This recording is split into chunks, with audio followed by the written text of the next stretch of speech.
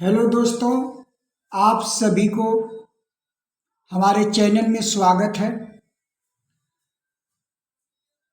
दोस्तों, आप लोगों को बता दें कि Uttar Pradesh police constable online form 2026 जो कि 32,679 पोस्ट पर ऑनलाइन फॉर्म जो है स्टार्ट हो गया है। तो आप लोग जो है समय से फॉर्म को भरें। मित्रों, यहाँ पे ऑनलाइन अप्लाई स्टार्ट डेट जो है 31 दिसंबर 2025 है और ऑनलाइन अप्लाई लास्ट डेट जो है 30 जनवरी 2026 है। तो आप समय को ध्यान देते हुए समय से फॉर्म को फिलअप करें और last date for fees payment जो है 30 जनवरी 2026 है और जनरल EWS BCE BC का फीस जो है इसमें 500 और SC ST OBC ये 400 रुपये दिखा रहा है। आप जो है समय रहते हुए जो है फॉर्म को जल्द से जल्द भरें। मित्रों, जो है फॉर्म को भरने के लिए यहाँ 2.1 में बता रहा है कि अभ्यर्थी को आवेदन करने से पूर्व OTR अर्थात वन टाइम रजिस्ट्रेशन कराना अनिवार्य होगा। अगला पॉइंट है कि सभी अभ्यर्थियों से यह अपेक्षा की जाती है कि वे अपने आवेदन पत्र भरते समय पूर्ण सावधानी के साथ सभी प्रविष्टियों का अंकन करें ताकि संशोधन की आवश्यकता ही उत्पन्न न हो पाए। अर्थात कहने का मतलब यह है कि आप सबसे पहले आवेदन करने से पहले आपको OTR करना होगा और जो भी डिटेल OTR में देते हैं वह सावधानी से दीजिए कि फिर उसमें संशोधन करने के लिए जो है आवश्यकता न पड़े। जो भी भरिए सही भरिए। अभ्यर्थी से यह अपेक्षा की जाती है कि आवेदन पत्र के साथ अपने शैक्षिक एवं आरक्षण से संबंधित तथा अन्य प्रमाण पत्रों को अवश्य अपलोड करना सुनिश्चित करें। किसी भी अन्य माध्यम स्तर पर प्रस्तुत किए गए प्रमाण पत्र ग्राह्य नहीं होंगे। तो मित्रों, जो आप लोगों का डॉक्यूमेंट्स होगा उसमें जो आवश्यक प्रमाण पत्र को अपलोड करना है उसको भी सावधानी पूर्वक अपलोड करें कि जो भी प्रमाण पत्र अपलोड कर हैं उसी के स्थान पर जो मांग रहा है उसी के स्थान पर वही प्रमाण पत्र अपलोड करें। आगे 2.3 में यह है कि विज्ञप्ति पदों पर चयन आरक्षण नीति के दृष्टिगत अभ्यर्थी के लिखित परीक्षा में प्राप्त अंकों के श्रेष्ठता क्रम एवं उसके आवेदन पत्र में अंकित वरीयता क्रम अर्थात जिसको merit come order of preference के आधार पर किया जाएगा। तो मित्रों, सावधानी से जो है फॉर्म को भरना बहुत ही जरूरी होता है। अब इसमें एक नंबर करें कि अभ्यर्थी के द्वारा आवेदन पत्र में पदों की वरीयता देना अनिवार्य है। तो फॉर्म भरते समय जो पद दिए गए हैं उसमें आपको वरीयता देना होगा, जो है जो अपने इच्छा के अनुसार सावधानी से देंगे। दूसरा नंबर है कि एक बार आवेदन पत्र में वरीयता देने के बाद उसमें किसी प्रकार का परिवर्तन अनुमान नहीं होगा। इसी वजह से आवेदन पत्र में जो वरीयता आप दे रहे हैं उसको सावधानी से सोच समझ कर दें, नहीं तो फिर बाद में जो है किसी प्रकार का परिवर्तन अनुमान नहीं होगा। अगला तीसरा नंबर है कि प्रत्येक अभ्यर्थी को उपलब्ध विकल्पों के सापेक्ष वरीयता का चयन करना अनिवार्य होगा। अब यहाँ पे हम आवेदन शुल्क की बात करें तो इस भर्ती प्रक्रिया के लिए आवेदन शुल्क निम्न प्रकार होगा। समान EWS अन्य पिछड़ा वर्ग अभ्यर्थी है 500 रुपये और अनुसूचित जात अनुसूचित जनजाति के अभ्यर्थी है 400 रुपये जो है आवेदन शुल्क है।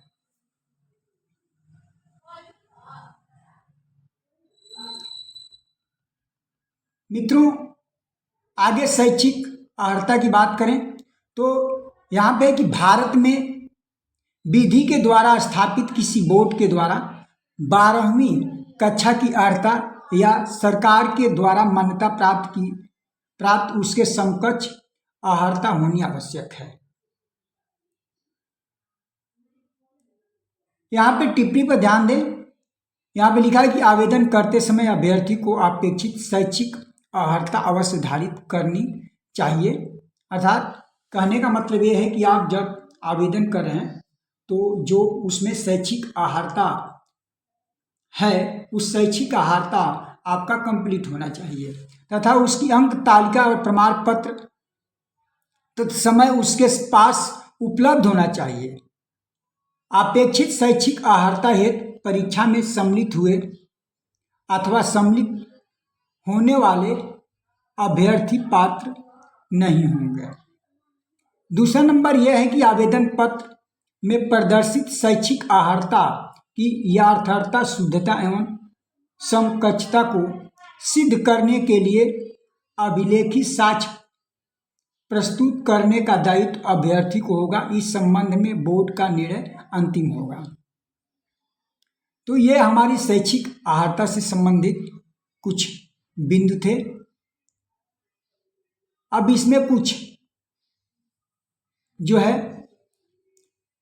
आयु की हम बात कर लें मोटे मोटे, तो यहाँ पे ध्यान देंगे विज्ञप्ति पदों की नियमावली के अनुसार जो है भर्ती के लिए आवश्यक है कि पुरुष अभ्यर्थी ने दिनांक 1/7/2025 को 18 वर्ष की आयु प्राप्त कर ली हो और 22 वर्ष की आयु प्राप्त न की हो, अर्थात अभ्यर्थी का जन्म 2 जुलाई 2003 से पूर्व तथा 1 जुलाई 2007 के बाद का नहीं होना चाहिए। दूसरा नंबर है कि महिला अभ्यर्थी के ने दिनांक 1/7/2025 को 18 वर्ष की आयु को प्राप्त कर ली हो और 25 वर्ष की आयु प्राप्त न की हो, अर्थात अभ्यर्थी का जन्म जो है वह 2 जुलाई 2000 से पूर्व तथा 1 जुलाई 2007 के बाद का नहीं होना चाहिए जो है। ये उम्र था और इसमें एक अधिमानी अर्हता की बात करें तो अधिमानी अर्हता के कोई अंक नहीं होंगे, बल्कि 2 या 2 से अधिक अभ्यर्थियों के बराबर अंक प्राप्त करने की दशा में अधिमानी अर्हता के अभ्यर्थी को प्रस्तर 3.4 के अधीन वरीयता प्रदान की जाएगी। पहला नंबर है कि DOESC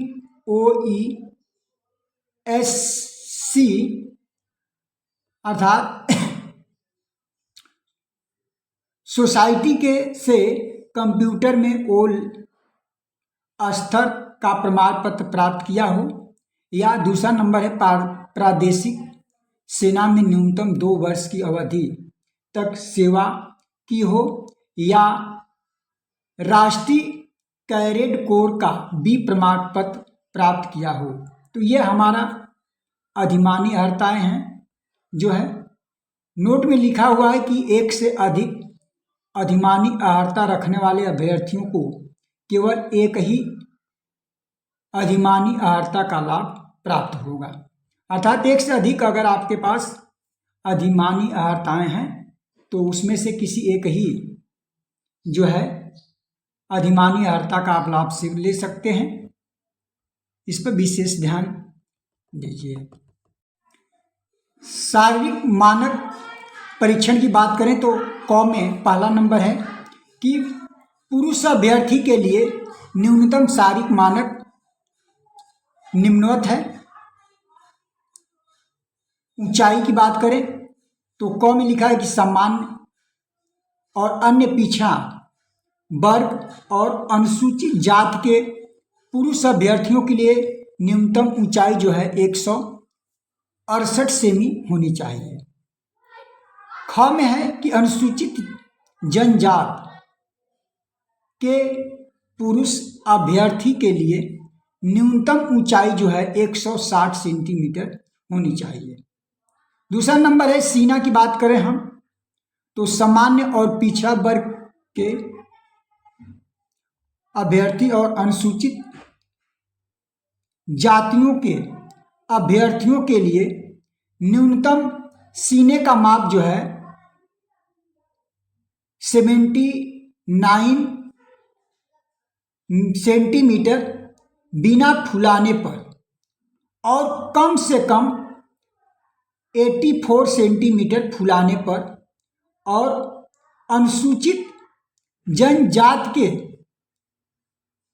अभ्यर्थी के लिए 77 सेंटीमीटर यानी कि 77 सेंटीमीटर बिना फुलाने पर और कम से कम 82 सेंटीमीटर फुलाने पर होना चाहिए।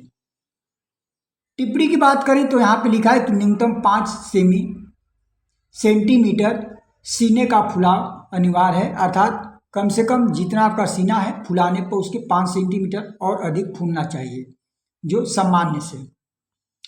महिला अभ्यर्थियों के लिए न्यूनतम शारीरिक मानक जो है निम्नवत है। पहला नंबर है ऊंचाई। ऊंचाई की बात करें तो सामान्य और पिछड़ा वर्ग के तथा अनुसूचित जातियों की जो महिलाएं अभ्यर्थियों के लिए जो है न्यूनतम ऊंचाई जो है 152 सेंटीमीटर होनी चाहिए। और ख जो है अनुसूचित जनजाति की जो महिला अभ्यर्थियों के लिए न्यूनतम ऊंचाई है वह 147 सेंटीमीटर होनी चाहिए। दोस्तों शारीरिक दक्षता की बात करें तो इसमें शारीरिक दक्षता परीक्षा में और होने के लिए पुरुष अभ्यर्थी को 4.8 किलोमीटर की दौड़ 25 मिनट में पूरी करनी आवश्यक है और महिला अभ्यर्थी जो है 2.4 किलोमीटर की दौड़ जो है 14 मिनट में पूरी करना आवश्यक है। दोस्तों पांचवा नंबर एक है कि उत्तर प्रदेश लोक सेवा अनुसूचित जातियों, अनुसूचित जनजातियों और अन्य पिछड़ा वर्गों के लिए जो आरक्षण अधिनियम 1994 समय समय पर यथा संशोधित की अनुसूची 2 के अनुसार क्रीमी लेयर के अंतर्गत आने वाले उत्तर प्रदेश के जो अन्य पिछड़ा वर्ग के अभ्यर्थी को आरक्षण का लाभ अनुमान नहीं है। एक सामान्य पिछड़ा वर्ग के लिए जाति प्रमाण पत्र प्रारूप 2 यानी उत्तर प्रदेश सरकार की सेवाओं हेतुमान 1 अप्रैल 2025 या उसके बाद का, किंतु इस भर्ती हेतु अभ्यर्थी आवेदन पत्र जमा करने की अंतिम तिथि तक का निर्गत होना चाहिए। अब आपका आवेदन ऑनलाइन जो आवेदन की जो प्रक्रिया है वह पहला नंबर है 5.1 में है कि ऑनलाइन आवेदन की प्रक्रिया में अभ्यर्थी सर्वप्रथम अपना OTR पर पंजीकरण करेंगे।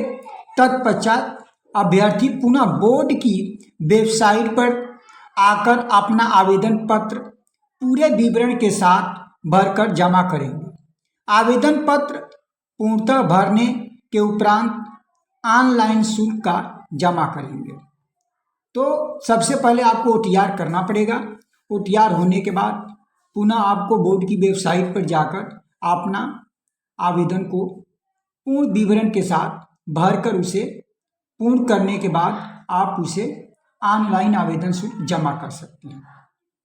ऑनलाइन जो आवेदन की जो प्रक्रिया है वह 2 चरणों में होगी।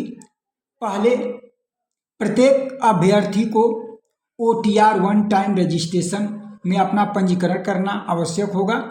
उसके बाद वह अभ्यर्थी UP PRPB अर्थात उत्तर प्रदेश पुलिस भर्ती एवं प्रोन्नति बोर्ड द्वारा आयोजित ऑनलाइन उपलब्ध विभिन्न भर्तियों के आवेदन पत्र को भर पाएगा।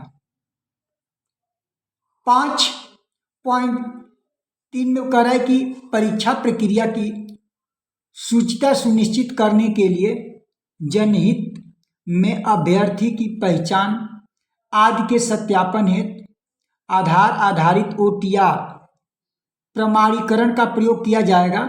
भर्ती प्रक्रिया के आवेदन से लेकर विभिन्न चरणों में किसी भी असुविधा से बचने हेतु सभी अभ्यर्थी अपने आधार कार्ड डेटा एवं उनमें पंजीकृत मोबाइल नंबर अवश्य अपडेट करा लें। अपडेट कराने संबंधित सूचना जो है यह आपका वेबसाइट दिया गया है, इस पर प्राप्त की जा सकती है। 5.4 की बात कर रहा है, सभी अभ्यर्थी आवेदन पत्र के प्रारूप को भरे जाने हेतु निर्देशों को भली भांति समझने और तद अनुसार आवेदन करें। 5.5 की बात करें कि OTR वन टाइम रजिस्ट्रेशन में पंजीकरण। पहला नंबर है कि अभ्यर्थी को OTR में पंजीकरण कराने हेतु सभी चरण अनिवार्य होंगे। दूसरा नंबर है कि सर्वप्रथम अभ्यर्थी को भर्ती बोर्ड की वेबसाइट जो ये दिया गया है, इस वेबसाइट पर जाकर आवेदन हेतु लिंक के क्लिक करके भरेंगे। तीसरा नंबर है कि आवेदन करने हेतु अभ्यर्थी को प्रथम बार अपना OTR पंजीकरण कराना आवश्यक है।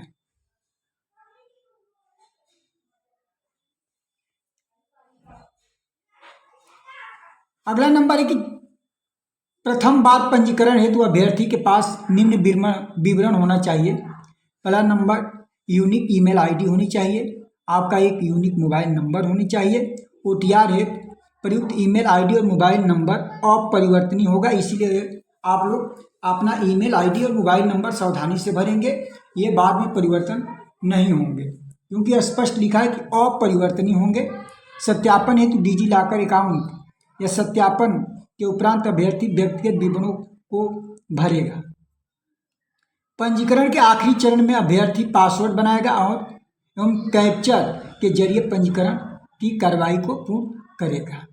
तो ये सब ध्यान रखिए और ध्यान रखकर सावधानी से अपने फॉर्म को भरिए। यहाँ पे फोटोग्राफ की हम बात करें तो आवेदन पत्र में अभ्यर्थियों की रियल टाइम यानी लाइव फोटो ली जाएगी। रियल टाइम लाइव फोटो की शर्तें होंगी कि पहला नंबर है कि रियल टाइम फोटोग्राफ हेतु वेब कैमरा या अन्य कोई उपकरण जो आवेदन पत्र भरने के दौरान रियल टाइम फोटोग्राफ ले सके। दूसरा नंबर B है कि रियल टाइम फोटोग्राफ अपलोड के दौरान यदि अभ्यर्थी टोपी पहनकर फोटोग्राफ अपलोड करेगा तो फोटो स्वीकार नहीं होगी। C नंबर है कि रियल टाइम फोटोग्राफ के दौरान अभ्यर्थी का चेहरा अन्य किसी भी चीज से ढका नहीं होना चाहिए, अर्थात मास्क, बाल, कपड़ा, छाया या आभूषण इत्यादि से ढका नहीं होनी चाहिए। आगे D कह रहा है कि ऐसे अभ्यर्थी जिनके द्वारा आंखों पर चश्मा धारण किया जाता है उन अभ्यर्थी को फोटोग्राफ लेते समय इस बात का अवश्य ध्यान रखें कि रियल टाइम फोटोग्राफ पर चश्मा के ऊपर कोई प्रतिबिंब या रोशनी न पड़े, अर्थात अभ्यर्थी की आंखें स्पष्ट रूप से दिखाई देनी चाहिए। ई नंबर करे कि रियल टाइम फोटोग्राफ ब्लर अर्थात धुंधली नहीं होनी चाहिए। यह करे कि रियल टाइम फोटोग्राफ पर अत्यधिक चमक नहीं होनी चाहिए। जी करे कि रियल टाइम फोटोग्राफ अपलोड करते समय अभ्यर्थी किसी भी प्रकार की वर्दी को धारित नहीं करेंगे, अर्थात धारित वर्दी की दशा में आवेदन पत्र स्वीकार नहीं किए जाएंगे आपका। तो ध्यान देंगे फोटोग्राफ लेते समय आप लोग जो है वर्दी में फोटो न खिंचाएं। यह है कि लिखित परीक्षा सहित भर्ती प्रक्रिया के किसी भी चरण में भाग लेते समय अभ्यर्थी को कोई वर्दी धारित नहीं करनी चाहिए, अन्यथा उसे चयन प्रक्रिया में सम्मिलित नहीं किया जाएगा। पहला नंबर है कि इसमें कि यदि अभ्यर्थी की रियल टाइम फोटो का आधार फोटोग्राफ से मैच नहीं होता है तो अभ्यर्थी को इस संबंध में ऑनलाइन आवेदन पत्र में घोषणा भरना अनिवार्य होगा। दूसरा नंबर ये जे है, यदि आवेदक द्वारा आधार नहीं दिया गया है तथा किसी अन्य निर्धारित सरकारी पहचान पत्र के माध्यम से आवेदन किया गया है तो उसे आवेदन पत्र में निर्धारित स्व घोषणा पत्र भरना होगा। अब हम हस्ताक्षर की बात करें तो आवेदन पत्र में अभ्यर्थी को अपना हस्ताक्षर स्कैन कर अपलोड करना होगा। हस्ताक्षर अपलोड करने की कुछ शर्तें हैं। पहला नंबर है कि आवेदक को सफेद कागज पर काले स्याही वाले पेन से 50 mm × 20 mm आकार के बॉक्स के अंदर हस्ताक्षर करना होगा। दूसरा नंबर, हस्ताक्षर रंगीन लेटर्स में होना चाहिए। रनिंग लेटर में होना चाहिए, ब्लैक लेटर्स में नहीं।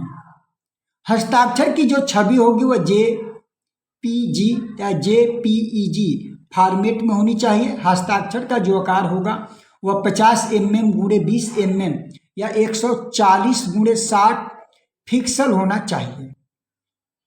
फाइल का साइज 30 KB से 50 KB के बीच होनी चाहिए। हस्ताक्षर केवल आवेदक का ही होनी चाहिए, अन्य किसी का नहीं। तो इस बातों को ध्यान रखकर आप जो है सावधानी से फॉर्म को फिलअप करें। इसलिए दोस्तों फॉर्म को सावधानी से भरें।